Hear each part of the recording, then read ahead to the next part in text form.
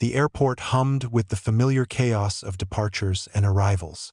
Fluorescent lights buzzed overhead, illuminating weary travelers dragging suitcases across polished floors.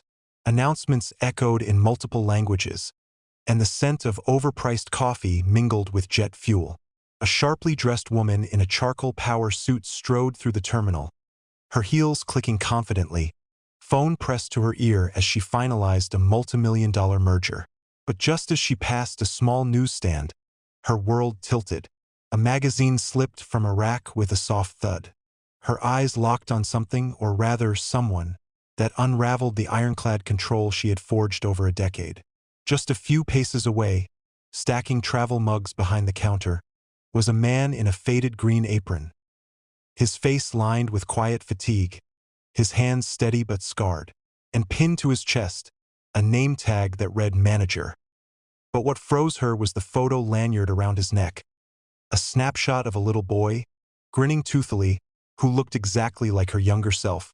She stopped because that man was her ex-husband. If you believe in forgiveness, in redemption arcs that defy the odds, and in the notion that fate sometimes hands us a map back to our true north, please like this video, share it with someone who's lost their way, and subscribe to Kindness Narratives. Drop a comment if you've ever stumbled upon a revelation that upended your perfectly planned life. Lalla Vince had conquered it all, or so the headlines proclaimed. At 38, she was a senior partner at one of the city's top law firms, the kind of powerhouse attorney who dismantled corporate giants in courtrooms and graced Forbes lists for women under 40. Her days were a whirlwind of depositions, private jets, and high-stakes negotiations.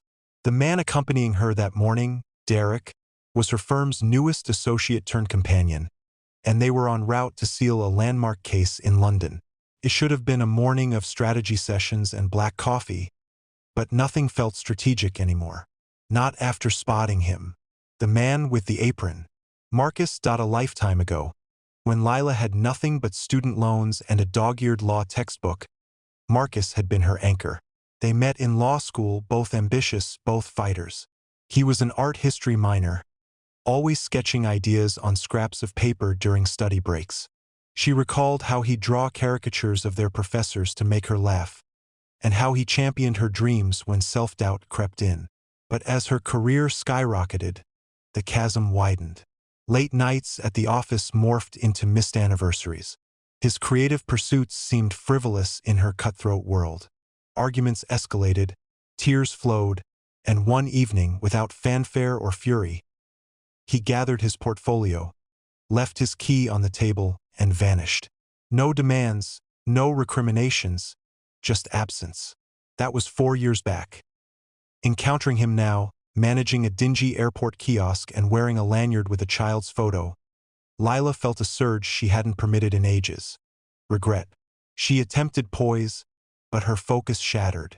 Derek noted her distraction, but she dismissed it as jet lag.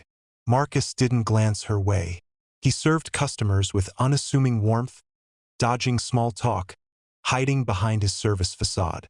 But Lila's resolve wouldn't hide behind hers. She returned the following week, solo, after her London triumph. He was restocking gum packets near the register when he saw her lingering, hesitant, exposed for the first time in years. Marcus didn't lash out. He didn't grin. He merely inquired if she needed assistance. Lila nodded. That afternoon, she lingered until his break. They spoke little. She observed as he worked, his movements deliberate now, his gaze occasionally drifting to the photo on his lanyard, his shoulders slumping under unseen weight. It required 2 more visits to pose the query that had tormented her since that initial sighting. Was the boy theirs?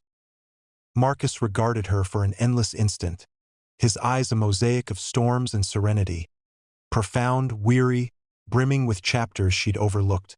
Then he affirmed, yes. The admission fractured something within her, yet it also mended a void she hadn't acknowledged. She'd been so consumed by verdicts, billable hours, and boardrooms that she'd ignored the heart she was forsaking. She'd released the man who grounded her, and now he nurtured the fragment of her she'd never realized she yearned for. Marcus sought no handouts. He emphasized that, He'd landed the kiosk job after his freelance graphic design gigs dried up amid a recession. He was resolute in parenting his son with integrity, even if it entailed graveyard shifts restocking shelves while juggling daycare. He hadn't informed Lalla because he anticipated nothing from her. Not any longer. That truth devastated her. In the ensuing months, Lalla began appearing during layovers, not to impose her presence, but to glimpse the existence he'd forged without her. She started mentoring at a community art program on off days, fueled by his enduring love for creativity. She ceased dating Derek. She began examining her own reflection. It wasn't simple. Bonds, once severed, don't mend swiftly. Marcus maintained his defenses. He didn't require rescue. He craved authenticity. Thus, Lalla eschewed lavish overtures. She provided reliability. She delivered a sketchpad when he seemed drained. She met him post-shift for walks through the terminal on stormy evenings.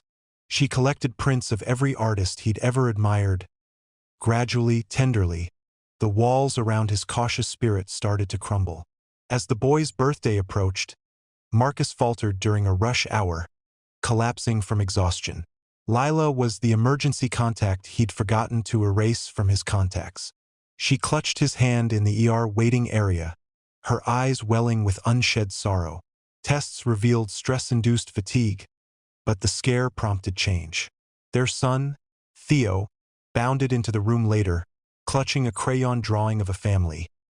3 stick figures holding hands in that instant. As the doctor discharged Marcus and Theo hugged his leg, Lalla murmured a vow into the hospital's hush.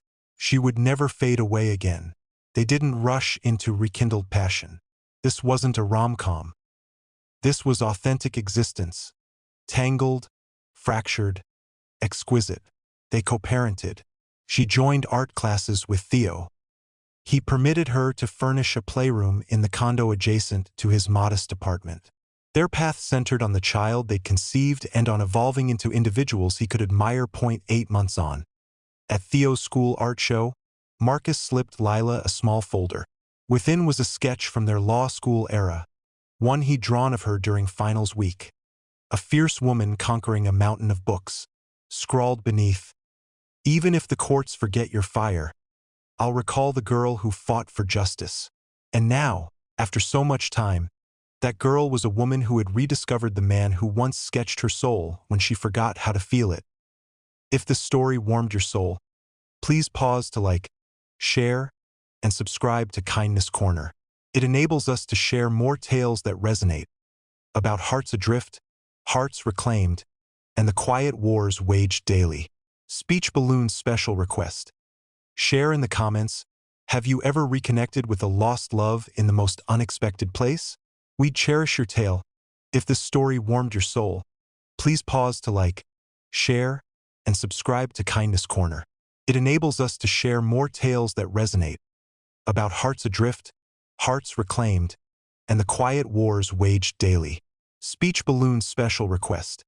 Share in the comments, have you ever reconnected with a lost love in the most unexpected place? We'd cherish your tale. If this story warmed your soul, please pause to like, share, and subscribe to Kindness Narratives.